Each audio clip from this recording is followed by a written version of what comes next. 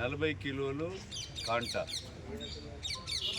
ఆ రేటుతో జోకాలంటే ఆ వెయిట్తో జోకాలంటే రైతు 2 సూచనలు పాటించాలి స్ట్రిక్ట్గా.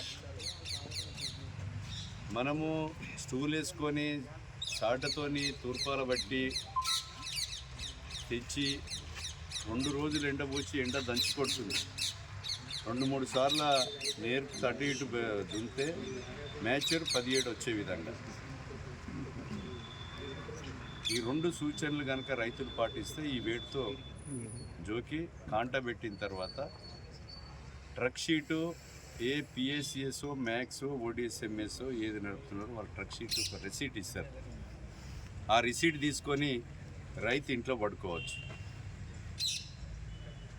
ఎవరైతే సెంటర్ నడుపుతున్నారో వాళ్ళు రైస్ మిల్లుకు పంపుకోవాలి. ట్రాన్స్పోర్ట్ను మానిటరింగ్ చేసుకొని పిలిపించుకొని వెంటనే లిఫ్ట్ చేసుకోవాలి.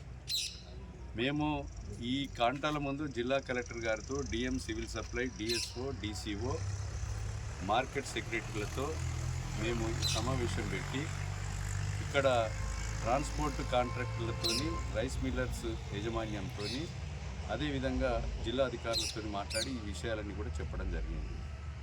సరైన సమయంలో ట్రాన్స్పోర్ట్ రాకపోతే వాళ్ళ మీద చర్యలు కూడా ఉంటే వాళ్ళ లైసెన్స్ రద్దు చేసి ఫోర్ఫిట్ చేయడం జరిగి ఇంకోరికి ఇస్తాం. రైస్ మిల్ తప్పు చేస్తే రైస్ మిల్ మీద చర్యలు ఉంటాయి కనుక రైతు సోదరులు దయచేసి తాలు రాకుండా ఏదైతే తేమ శాతం 17 వచ్చే విధంగా ఈ 2 చూసుకుంటే ఇది తప్పకుండా జరుగుతుంది.